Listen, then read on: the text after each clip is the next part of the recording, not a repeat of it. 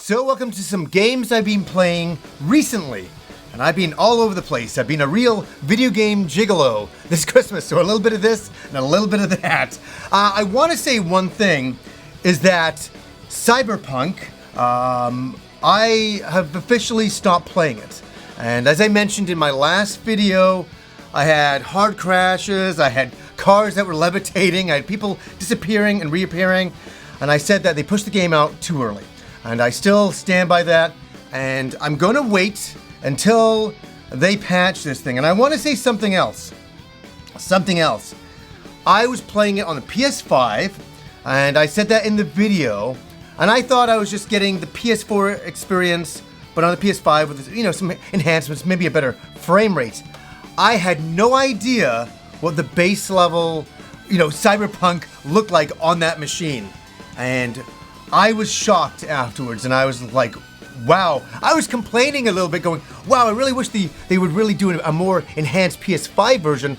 I didn't even know that the base model PS4 version was so bad. And I watched a lot of videos on it, and I am just super disappointed this Christmas with that, because I was really looking forward to Cyberpunk more than I think we all were. Let's get real here. We all were. And I tried to squeeze some fun out of it, and I did until I got those crashes, and then I'm like, I gotta wait and all that. And it's disappointing because the game was so hyped up, and I was like, yes, I get to go into a Blade Runner universe.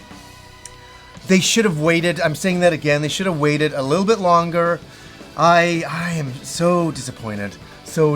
But I'm looking forward to the game still, but they need another 4 or 5 months of patches to get this thing up and running for PS4 players, and even for PS5 players and PC players, just to get it to where it should be. And disappointing, big time. But what is not disappointing is I finally was brave, and I put in this Spider-Man Miles Morales. And why I say brave is because this game, supposedly if you put it into rest mode, it was crashing the system. What a Christmas. Right? With all of this stuff going on. Spider-Man and certain games on the PS5 in rest mode crashing the machine. Cyberpunk the way it's been. Oh my goodness. But you know what? I this got a patch, and I think I'm like, maybe they fixed it. I'm gonna feel brave. I started to play the game. Unbelievable. In the first 5 minutes of the game, I'm like, this is incredible. Going through the city, and I don't want to ruin anything. I'm not even gonna go there. But wow, and then you start playing the game, and it's everything that I loved about the original Spider-Man, and I love the original Spider-Man game, and this version includes both of them. I really enjoyed it, and I gotta say, why this is, extraordinary to me is because I don't really like superhero games. I'm not really into them. Maybe Batman on the NES was an exception back in the day, but over the years, I've never really buy those style of games. I had nothing against them, but they just weren't stuff that I was really into. I like seeing the superhero movies in the theater. I think that's a lot of fun. But man, when I played the original Spider-Man on PS4, I was like, wow. Because the gameplay, the combat, the swinging through the city is so amazing. And it really, makes you feel like Spider-Man. And that's important to me because my favorite superhero as a kid was Spider-Man.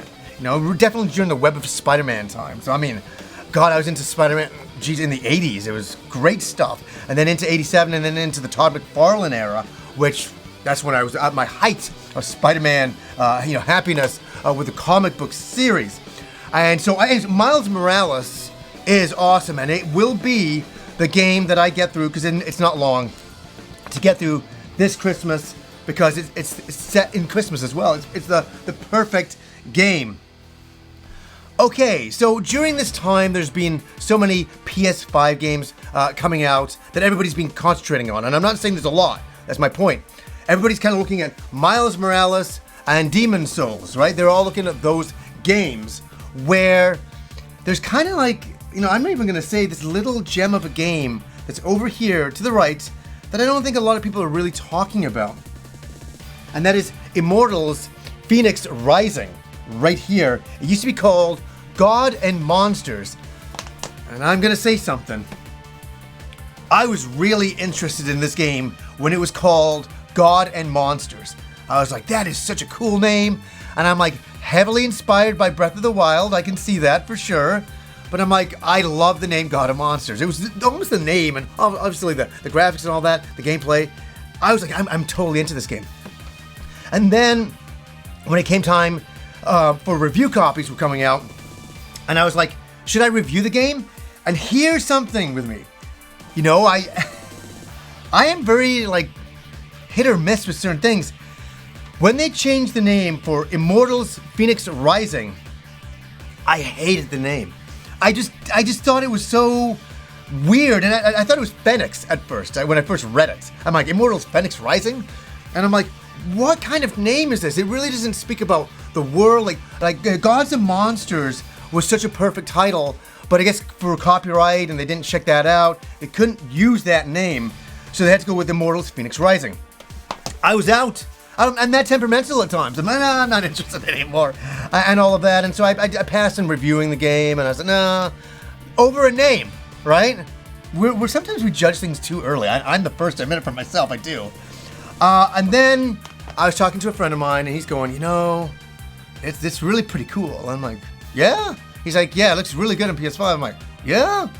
And I'm like, you know, let's take a chance. So I ordered the game from Best Buy, and it showed up, and I'm like, so I'm sitting with my wife one night, and we start playing it, and I'm like, this is not a bad little game. In fact, this is a big little game. This is quite a big game. Obviously inspired by Breath of the Wild. You can see that everywhere throughout the game, but it's really nice, and they have a lot of different optimization modes, and the way you want to play it, resolution versus frame rate, all that kind of stuff. I was having quite a bit of fun with this game. Am I going to go all the way through this game? I don't know particularly, but it was really fun to run around the world and see what kind of like next-gen graphics are on PS5 and what can be accomplished. And I think they've scratched the surface here. I think it's a very cartoony, cel-shaded world, and I really like it. I think for some people out there that have a PS5 this Christmas and they want kind of a real adventure game that's not like Demon's Souls, this is the way to go. It's very family friendly, and it's really a lot of fun and very cartoony. Great bosses, lots of things to explore, and lots of things to unlock. And I was looking at the world map, and I'm like, yeah, this game's pretty big and all of that. But will I go back to it? I think so. Will I finish the game? I don't really know particularly, but I had a little bit of fun. My wife really liked it. She wanted to play it, and I'm like, dude, you got so much going on with Xenoblade, besides starting another game. So this one is, I would recommend it. And check out more gameplay videos. Check out more reviews that are out there. I think it's pretty cool. Okay, this is a strange one. In the land of next generation consoles and all that hype that's going on right now, what have I been playing? What did I try out? This one is nuts. Fire Emblem, Shadow Dragon, and the Blade of Light. This is a thing that came out. It is the 30th anniversary of Fire Emblem. As you know, I'm a big fan of the series. I really, really enjoy it quite a lot. And for the 30th anniversary, Nintendo was doing something amazing on Nintendo Switch. Something I appreciated anyways. They were translating the original Fire Emblem game and bringing it into English and putting it on Nintendo Switch for us to finally play in this country. What can be said about this? It's fascinating because this is kind of where Marth came from. I love it. In Smash Brothers all those years ago, they're like, here's these characters. Here's, Marth. And everybody's like, what's Marth? Who is he? And they're like, from Fire Emblem. And everybody's like, what's Fire Emblem? Because there wasn't enough representation of Fire Emblem in the country at the time. And so it was strange that they would just introduce characters into a series over here that most people didn't know about. And that's because it was obviously for Japan, and Japan, these games are really loved. And over the years, as I say, I've really come to really appreciate the series. It's a strategy RPG where you're moving your forces around and fighting other armies and such, and really fascinating. And it was funny, with all the next generation graphics, there I am on my TV playing an NES Famicom game, and it's like, this is pretty cool. And the one thing I will say is that I'm surprised at the animation. This is a game from 30 years ago, And I'm like, the animation's pretty good. And what else is pretty good is you can do your save files wherever you want on the map, and there's fast forwarding and rewinding. So if you make a mistake, you can rewind and undo that battle, because yeah, your forces die for good in this game if they die. And it's really fascinating. This is a game from 30 years ago, 1990. And Nintendo also did something very unusual. They released this special edition of the game. And it comes with a download code of the game, a deluxe art book, and a recreation of the box on what it would be like. But here's my thing that I want to say about this collection here is, I think it's amazing that they did this. I think it's amazing. But what is not amazing is there's no physical game. I really wish, I know it's an old school game, but they made this special edition. I wish they put the game on a cart and put it in here, just so you could play it that way rather than a downloadable code, which is only available for a short amount of time, I heard. Another thing that I don't understand, I guess they're doing that because they want people, oh, it's limited, I have to get it now, where I really wish that they'd done the series a little bit more honor, because they did a little bit here. They did quite a lot. I just wish that there was a cartridge within that game pack in this special edition. That would make a lot more sense to me. So it's a very strange special edition. I ordered it, I got it off from Amazon, and what's really weird is I guess the person who worked there, they were having lunch, had a very greasy thumb, and so there's a big thumb mark on there that it's so weird. As soon as I get it, I'm like, there's a thumb mark on here, and on all that. It is a great collectible piece, and for the 30th anniversary, I really appreciated picking this up. It kind of means something to me, and it kind of got me thinking, there's some other strategy games that we really need updates on, or Nintendo Switch versions of. We need Advance Wars. Advance Wars. What a fantastic series that for some reason has just been overshadowed. And they're like, no, we only do Fire Emblem now for strategy games. And it's like, what about Advance Wars? There's a big fan base out there. I love the cartoony style of graphics for that. I love the strategy. Obviously, for me, coming from Military Madness back in the day, on the TurboGrafx, I became a big strategy guy for these style games, and it kind of got me thinking about Advance Wars. So yeah, guys, those are some of the games that I've been playing recently. So anyways, guys, until next time.